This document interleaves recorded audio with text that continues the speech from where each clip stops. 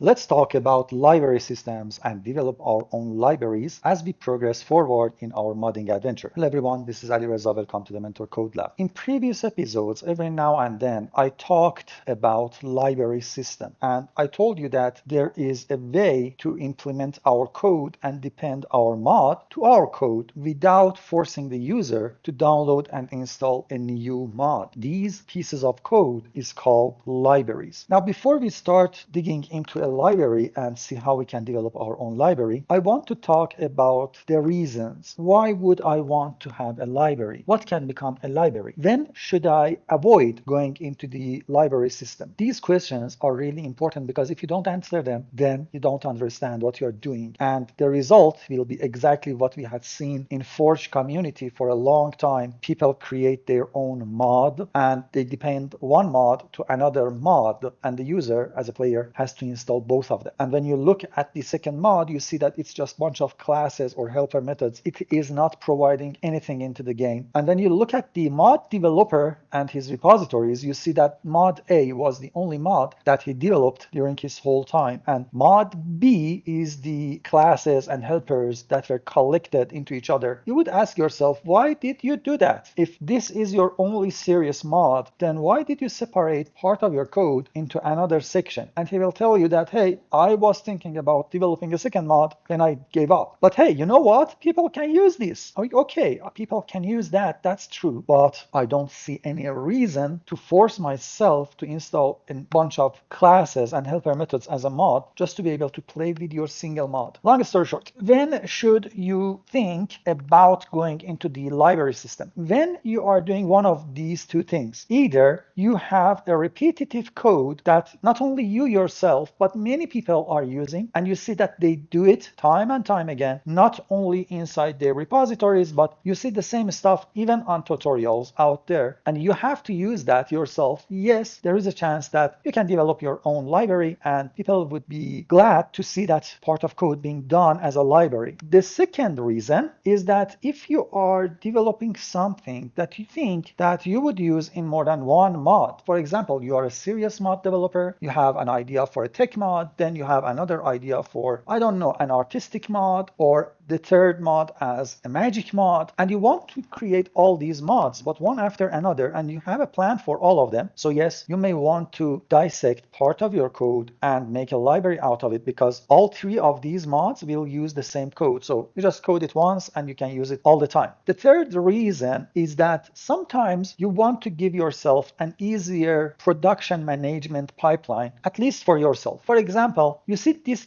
GRegister library, it's totally empty by the way, but when I am upgrading my Minecraft, one of the things that I constantly have to look for is my items and blocks registering system. And at least these days in 1.20 and 1.21 versions and subversions, Minecraft is changing a lot around the registry system. So I have to constantly keep in mind that, hey, this is working this way, that is working that way. Yes, you can have your helper method sitting inside the class in your mod project, but as I said, this is the first case scenario. Many people are using the registry system for registering their own items, to register their own blocks, armors, everything. And if you can provide a very well developed, solid solution as a helper library that will help them register their things easier, chances are that not only you yourself will be using that library, but many other people will use it. Also, in my opinion, at least for myself, it's an easier maintenance production pipeline, because when a new version of Minecraft comes up, I just open the GRegister first, update it to the latest version of Minecraft, and handle every change that is happening inside the registry system. And then I will go back to my main mod, being Ultra.io, and then update that mod. And chances are that I may not have to struggle with registering anymore, because I have handled the registering and my main mod is using my library, so it will work. And things like this can dissect the process of updating your mod. And believe me, sometimes at some critical versions in Minecraft, Minecraft, this updating process will become so confusing, tiresome, and with tons of errors sitting all around your mod, because Minecraft team made the decision that they need to rewrite some fundamental principle and part of the code, and it will affect many different places. Now these days they are doing less of big changes, they do little changes, and they are preventing something like this. But I had seen it in Minecraft history, so having dissection for different parts of the project as libraries, in my opinion, is a nice way of handling different sections as a new version comes up. That being said, here is a question: how can we make a library? Actually, developing a library is not really different than developing your own mod, meaning that you will download the template from Fabric Template Generator, you will extract everything inside the folder. However, you will go into source, main, whatever you have, and under the last folder, you will have something like a main entry, or I don't know, mod ID main and mod ID data gen, everything that is here, you will delete them. So at the end of the line, you will see something like this. You will have a source that has no class in it, and your resources is only the FMJ. The very first thing you need to change is your fabric mod JSON. Forget about this error, I need to fix that. But as you see, after the environment and before the depends, I don't have any entry list. You have to remove that. So the entry list will be removed and the rest is history. Because you don't have any entry, it means that if you put this as a jar in your mods folder and run the game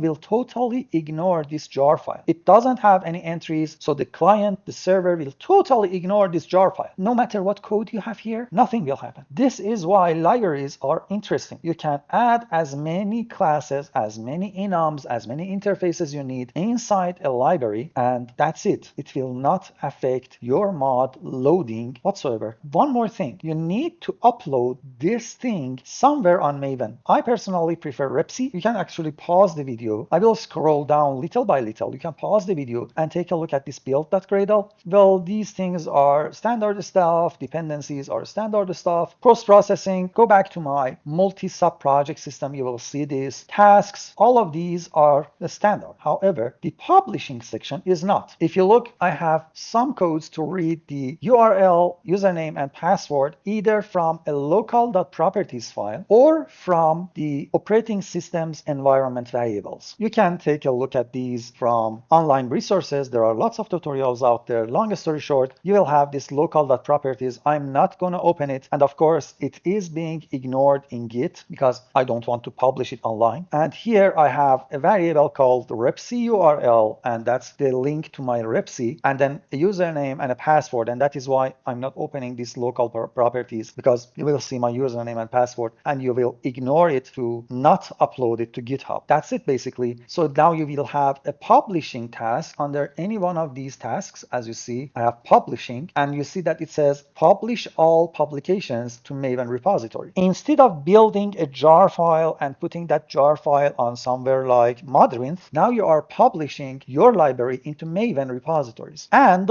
when you want to use them, as you see here, you add a mod implementation include to a Maven that is here, repsy.io. This is the website, repsy.io, and this is my personal Maven, and this is the link for my libraries. Of course, if I open the Gradle.properties, now you see that Maven grouping, Maven artifacts are playing a major role to define the address of your artifact on the Maven and how you should find it, okay? Of course, I could go with, for example, jiraiya.logger. I could change it to being the, I don't know, Maven logger, Maven group variable, something like that, but that's irrelevant. That will be always the same thing, and this artifact is always the same thing. The only thing that will change during my lifetime of developing this library is the version only. And this is how you will add a library to a mod. Now, take note, we have this include. Include means that the system will download the jar and will put that jar into your final mod's build system. So if you ever built a mod and you open the jar file with something like WinRAR, there is a folder called meta.inf, meta.inf. If you open that folder and take a look, there is a folder called jars, I think, and opening that folder, you will see everything that is marked as include, meaning that when you put your final mod on websites like Modrinth, it already has your library inside of itself. So the players don't need to install anything else. It's already there. So the players do not need to install anything else. The library is already included in your mod, and installing your mod is sufficient. That's the beauty of library system. Now, in the next episode, we will start writing one library, and that is gReference. However, if you want to, I can show you the glog, for example. glogger contains of 4 classes. This is just a static string and a static method that throws the assertion. And this is the logger class itself. As you see, it's a class that has a constructor and bunch of methods on it that all they do is just sending a log entry out there, and that's it. Basically, bunch of helper methods on a class that can be instantiated. Logger constants are again bunch of constant strings that are being useful to add colors to your log entries. And finally, tooltip constants. These are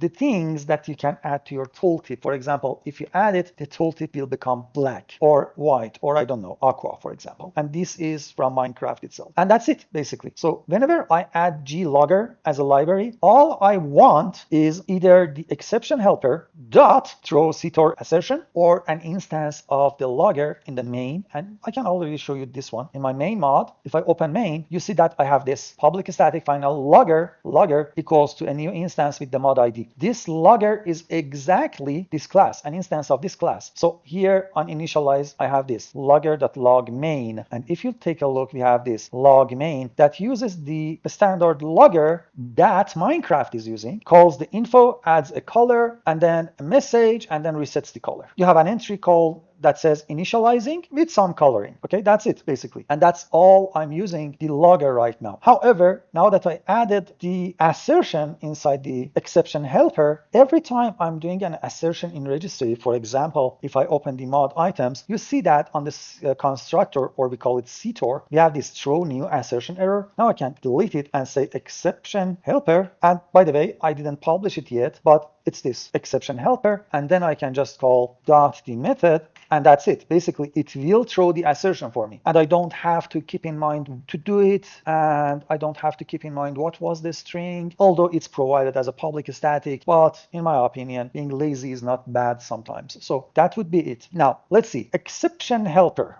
It's not understandable here because I didn't add this version to Maven, and I want to do that. So all I need to do is open the project tasks, publishing, and publish all publications to Maven repository. I will run it, and if it works properly, it should upload to Repsy, and it will become successful. And then I can go back to my main mod and change the logger version here. As you see, this is an old version. So I can update this version. And by the way, this is the link to my Repsy repository. And as you see, we have this logger here. So if I go into logger, glogger, I should soon, here we go. seed 2.0.0 1.21.5. This is the version that I just updated today. And now I should be able to just go back to my Ultra IO task and actually right click on it, reload Gradle project so that it will build itself. You will see that it will download a Maven for me. As you see, Gradle has downloaded 4 different files, POM, module, jar, and source jar. And then it just says that it's successful. Now, if I go back inside my mod item, I should be able to see that, here we go, exception helper is jiraya.glogger, and it throws a CTOR assertion. And that's it. That's the simplicity of using a library. Now, you develop something like this logger library once in your lifetime, and no matter how many mods you have or how many times you want to throw assertions for your CTOR, that's it. You have done the code, it's ready. Now, every now and then, a new Minecraft version comes up, and all you have to do if you want to make sure that the users feel comfortable,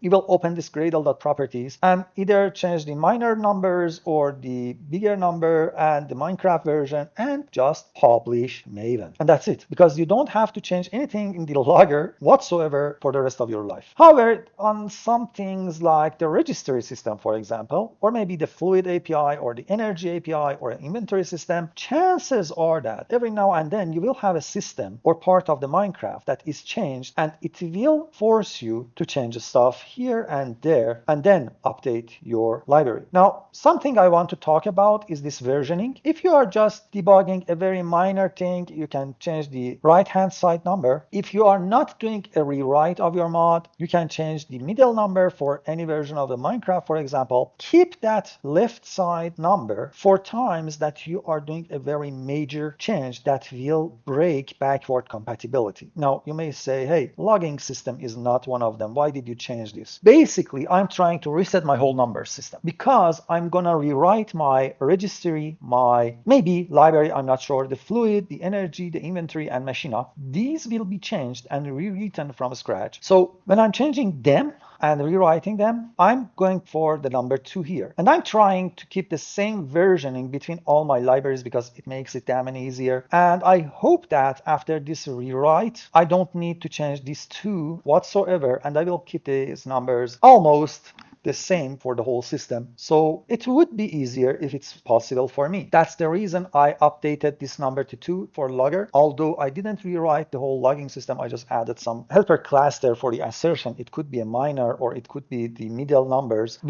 It's not a rewriting of the whole system, and honestly, it's backward compatible yet. But I did change this number to keep my versioning close to each other because right now, I think not many people are using this library, and something like this does not harm anyone right now. Anyways, this was the logger, and the reference actually is almost as easy as logger. We have some constant strings here that I can use for defining keys for the block entities when I'm working with NBT system. We have some constants that are numbers, and then we have direction suffix. Now you may say, hey, don't we have directions in vanilla Minecraft? Yes, we have north, south, west, east, top, bottom, but we didn't have something like this, no direction. So when I'm working with my inventory system, for example, you will see that in future, I will bind some inventories to some directions on the block. And then at some point, I want an inventory that is not directional and I can access it from every direction. And this is the no direction inventory. Okay. Finally, I have a gereference class. Again, it's just an instantiable class with bunch of helper fields and,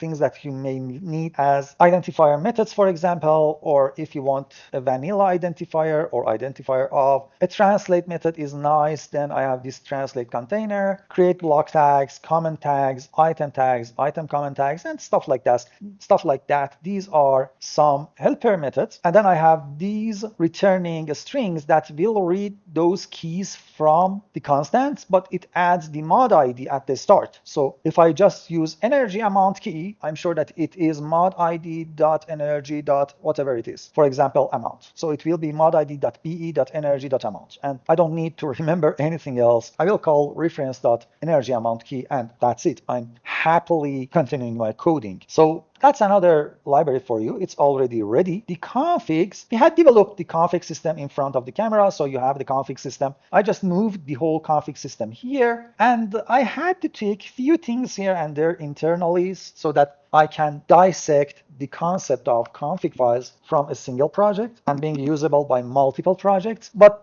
the core functionality is the same. You just instantiate the config class, and then that's it. I already have it here, so you can see that I have a configs that is extending the config class, and the config class has 2 methods that you need to override. One is assigning the values that reads the config and assigns the value. The other one is for generating the config. We already had seen it in the config videos, so this is nothing new. This is just a library that is dissecting the config system in its own, and it's called gconfig. Now, in the next video, we will start writing our G register. I already had it. If you take a look, I already had these method calls, register method calls, all over the place in my main mod. They were using the G register. However, I want to rewrite the G register from ground up because I want to be sure that it is mimicking everything that I need. Now, this is something that I will talk in another video, how to start writing your library, and that's exactly the next video. If you like these videos, please subscribe to the channel, hit the like button, and turn on that bell so that when I publish a new video, you will get informed. Have fun, everyone. Bye.